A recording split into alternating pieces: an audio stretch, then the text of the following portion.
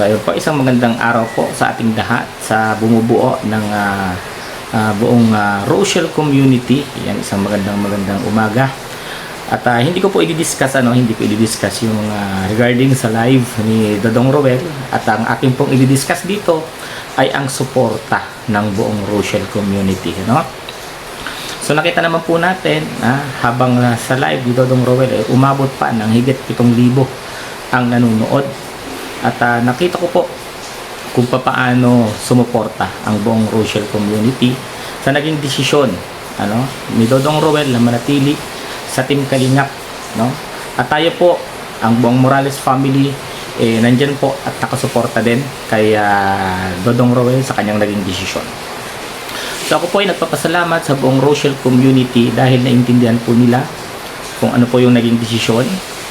Andyan, sumusuporta. Yung pagmamahal ng buong community ay hindi nawala. Mayroon man hong mga na-disappoint pero kukunti lamang. At alam po natin na yung disappointment na yon is marirealize din po nila at the end of the day na tama po ang naging desisyon ni Dodong Roel. At yun pong desisyon na yon para po sa nakararami at hindi lang po para sa iilan.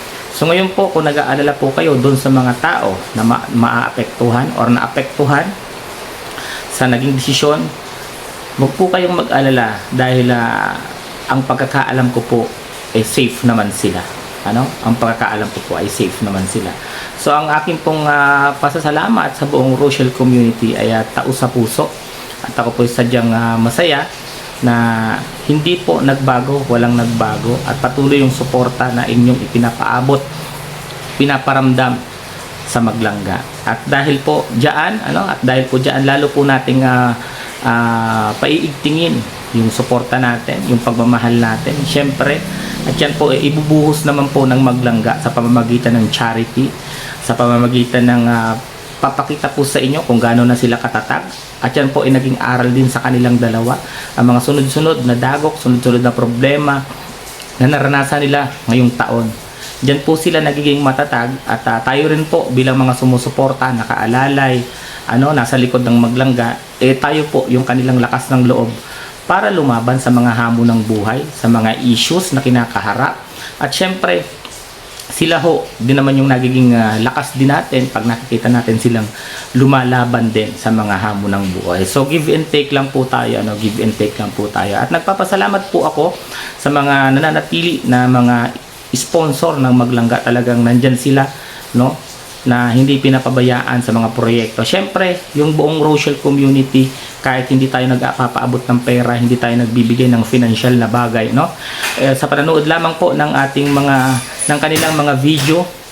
Ayan, sa panonood lamang po ng kanilang mga video, isa na po yung suporta dahil sila din ho, yung dalawa, yung mga charity vlogger ay kumukuha ho ng sa kanilang revenue para ipang charity lamang, para ipang charity at ibigay ng tulong sa mga mahihirap nating mga kababayan. So ngayon ho, dahil nakita natin na buo pa rin ang buong Rochelle community, wag ho tayong magpadala, wag ho tayong magpatalo sa mga negatibong mga sinasabi ho sa atin. Bagkus ho, tutukan natin, patuloy lang ho tayong mga manalangin, magmahal, sumuporta sa Maglangga.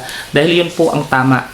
Dahil po nabubuhay po sila dito sa mundong ibabaw para makatulong po sa ibang tao, mag-charity, magkawang gawa, Yan po ang kahulugan, kusang loob na pagtulong. Wala hong hinihinging kapalit.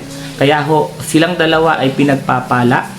Silang dalawa ho ay pinupuno ng blessing ni Lord dahil nga nakikita ho na maganda ho ang kanilang ginagawa at maganda ho ang kanilang hangarin. At ipagdasal din po natin na yung kanilang relasyon ay patuloy, patuloy at alam naman po natin na mahal po nila yung dalawa, kaya nga po tinulungan natin sila na magkaayos, na ibalik yung kanilang pagmamahalan. At nakita naman ho natin sa loob lamang ng isang oras, ilang minuto lang, simula na mag-usap sila, nagpaalam sila sa akin na aalis, magsisimba at mamamasyal, kakain. Sabi ko, tama yung inyong ginagawa. So dahil po sa inyo, dahil sa mga umiyak, nag-alala dahil sa mga nangyayari, isa ho tayo sa nakakatulong sa kanila na patatagin yung kanilang relasyon. Isa ho tayo, yung mga senior citizen na nag-aalala, na lumuluha kapag ka sila nagkakatampuhan. Sila yung tawag dito, sila yung mga na broken hearted. So isa po tayo. Kaya thank you so much Rochelle community sa walang sawang suporta talaga sa Maglangga. At isa pa kong kwento, bago matapos itong aking munting reaction video, habang nanonood ho ng live reaction o live video ni Dodong Roel Silangga Rachel, nandyan ho siya sa likod at naglalaba, nagpapaikot ng mga labahin kahit maulan dahil wala ho silang pasok. Suspended ang klase dahil sa pagbuhos ng ulan, sa malakas na buhos ng ulan.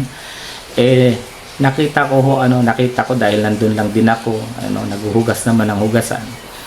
Sa oras ho, sa moment na ipinagtatanggol ni Dodong Roel Silangga Rachel sa mga basher, sinabi ni Roel na walang nagbago, kung ano man si Rachel noon, ganun pa rin siya.